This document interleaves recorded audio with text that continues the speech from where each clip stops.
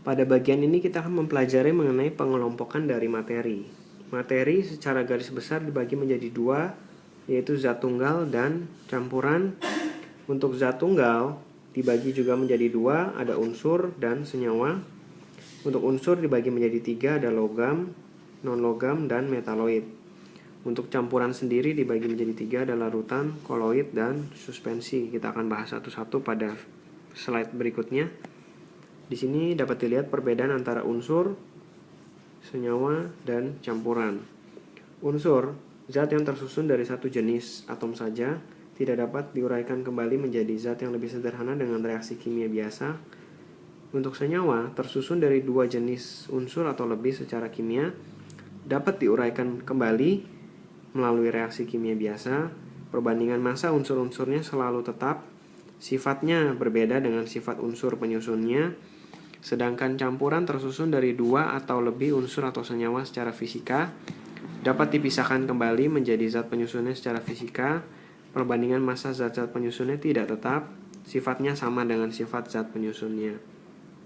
Yang pertama kita bahas mengenai unsur. Di sini dapat dilihat beberapa unsur kimia yang sudah ditemukan di alam.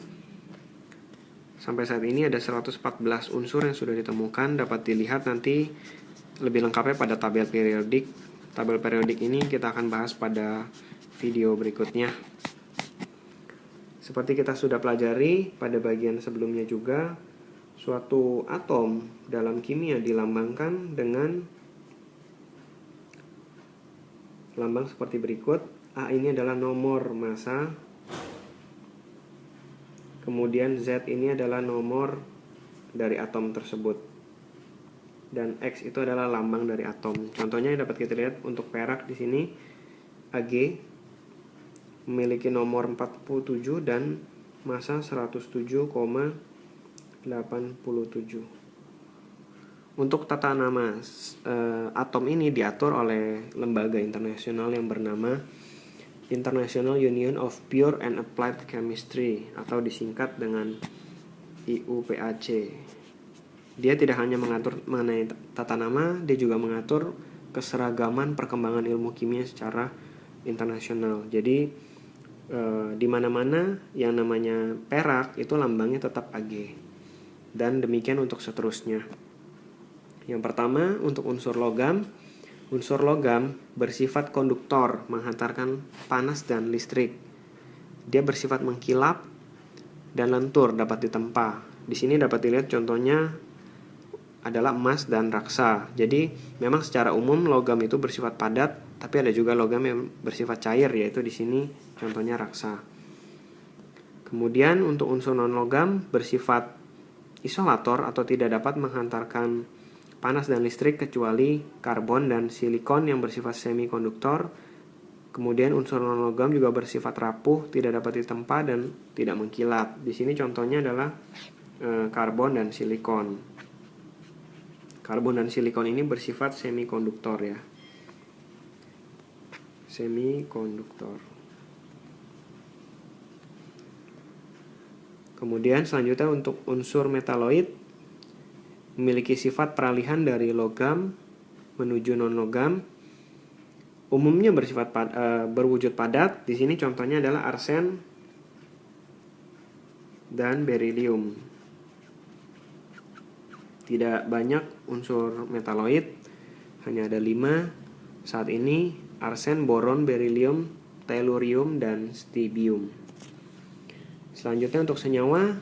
Senyawa seperti yang sudah dijelaskan sebelumnya terdiri dari zat tunggal yang masih dapat diuraikan lagi menjadi penyusunnya, atom-atom penyusunnya dengan cara kimia. Di sini contohnya H2O. H2O terdiri dari 2 atom H dan 1 atom O. Kemudian karbon dioksida ada 1 atom karbon dan 2 atom oksigen. N2O terdiri dari 2 atom nitrogen dan 1 atom O. Ozon terdiri dari 3 atom O. Kemudian CH4 terdiri dari 1 atom C dan 4 atom H. Kemudian ada klorofluorokarbon CCl2F2. Jadi ada 1 atom C, 2 atom Cl atau klorin, dan 2 atom fluorin. Di sini beberapa contoh dari senyawa adalah NaCl dan CaCO3, juga termasuk senyawa.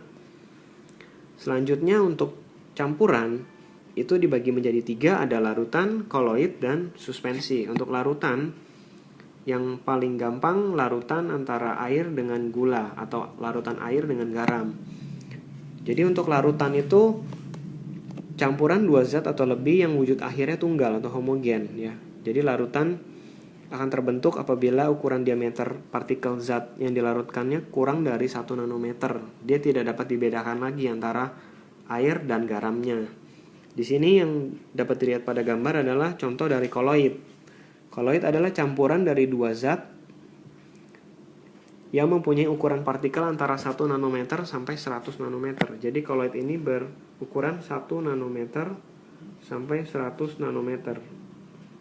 Contohnya adalah susu dan keju. Ada banyak contoh koloid yang akan kita pelajari juga pada video selanjutnya. Suspensi adalah campuran dari 2 zat atau lebih yang tidak dapat bercampur. Umumnya digunakan antara padat dan cair saja. Jadi di sini dapat dilihat contohnya ialah air sungai yang keruh. Itu termasuk suspensi ya. Air sungai yang keruh ini adalah suspensi. Nah, karena campuran dapat dipisahkan kembali dengan cara fisika, di sini dapat dilihat ada beberapa teknik pemisahan campuran.